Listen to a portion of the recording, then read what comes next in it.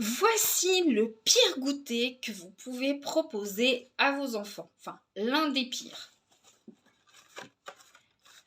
La compote en gourde avec la petite boisson, vous savez, celle qu'on retrouve à 98% sur le manteau, hein, parce qu'il faut piquer dans le petit trou et puis généralement on appuie dessus, piouf, et le petit biscuit. Alors,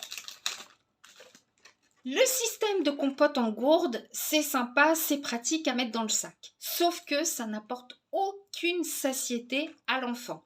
Et c'est pour ça d'ailleurs que vous êtes obligé de rajouter des petits à côté, ou bien parfois une boîte comme ça fait qu'un seul goûter.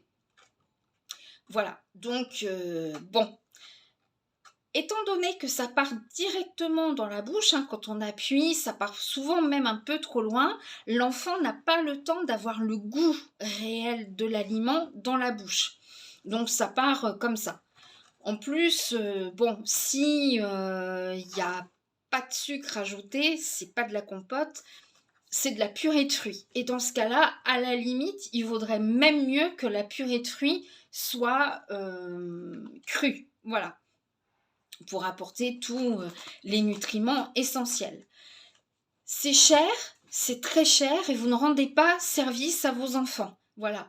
Un truc comme ça, c'est dans les 3-4 euros et voire plus si c'est bio. Alors, bon, voilà. Alors, vous allez peut-être me dire, ouais, mais dans le rayon discount, de machin, de bidule, c'est beaucoup moins cher. On n'est pas là pour chipoter monnaie, on est là pour parler de la santé de nos enfants. Rien ne les empêche, quand ils grandissent, d'effectivement manger un fruit. Ça ne remplacera jamais un vrai fruit cru. En ce moment, c'est la saison des clémentines, des mandarines. Il y a toujours les pommes. Alors les pommes, s'il commence à perdre un petit peu ses dents, c'est pas la peine de lui donner des pommes, mais des bananes, etc. Voilà. Si déjà il a mangé une pomme, une banane ou n'importe, il aura pas nécessairement besoin d'un petit complément sucré à côté. Si vraiment vous voulez lui faire plaisir, pourquoi ne pas lui donner une petite poignée de fruits secs, non salés, non sucrés, une poignée de fruits secs bruts, voilà. Alors s'il est allergique, eh bien faites vos petits gâteaux vous-même, voilà, avec du sucre de coco par exemple, un sucre non raffiné. Avec une alternance de farine, un peu de seigle, parfois vous allez faire de la farine de châtaigne, de la farine de riz, etc. Vous allez en plus développer son goût. Plutôt que ça, qui est une perte d'argent et bof, ça risque de percer en plus dans son cartable, eh bien tout simplement une petite bouteille d'eau.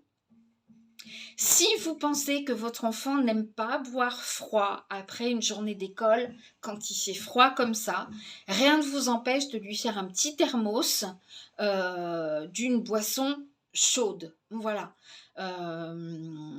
Un rooibos, c'est sans théine, sans caféine, une petite infusion de camomille, une petite infusion de tilleul, etc. Comme ça va le préparer une bonne nuit de sommeil et en plus de ça, c'est loin de l'heure du coucher. Donc, il ne sera pas gêné d'avoir envie de faire pipi dans l'après-midi. Donc, que ce soit ça ou bien une petite infusion, c'est quand même du liquide, donc il ira quand même faire pipi. Voilà. Donc ça, c'est quand même 200 millilitres. Il faut s'y taper 200 millilitres. Voilà. Ça, c'est 300 grammes. 360 grammes. Donc, vous imaginez, 360 grammes, c'est du liquide, hein. Plus 200 grammes, ça fait déjà à peu près plus de 500 grammes de liquide dans le ventre, avec une dose de sucre phénoménale. Voilà. Donc même si vous vous dites c'est bio, c'est bien, mes petits gâteaux ils sont bio, mes barres de céréales elles sont bio, etc. etc.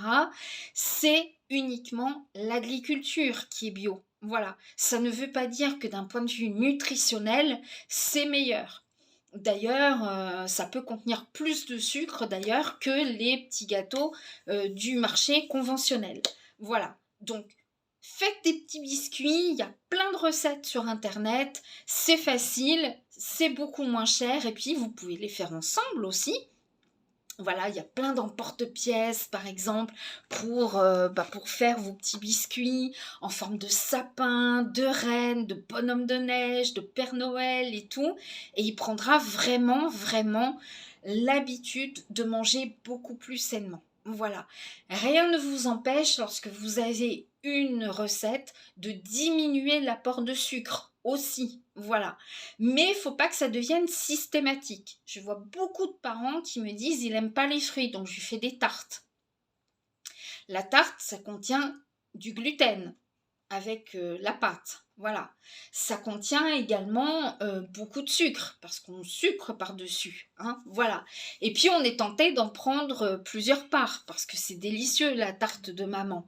Voilà. Donc, c'est pas une façon de faire manger les fruits. C'est comme les flans. Voilà, on déguise aussi les fruits ou les légumes dans des... bon, on fait des chips de betterave parce que, voilà, des chips, ça reste des chips, d'accord? Voilà. Donc, allons-y, mollo. Faites apprécier le goût du brut à vos enfants depuis leur plus jeune âge. Voilà. Si vous voulez récompenser, entre guillemets, votre enfant, c'est pas forcément avec une sucrerie que vous allez le récompenser. Un câlin, un mot doux. Mon fils, je suis fière de toi, ça me fait plaisir. Tu vois, tu t'es battu, t'as la moyenne en mathématiques ce mois-ci. C'est tellement mieux que je vais t'acheter un téléphone. Tiens, voilà un bonbon, t'as été sage aujourd'hui. Un mot d'encouragement vaut bien mieux qu'une sucrerie. Bonne journée à vous tous et à vous toutes et à très vite.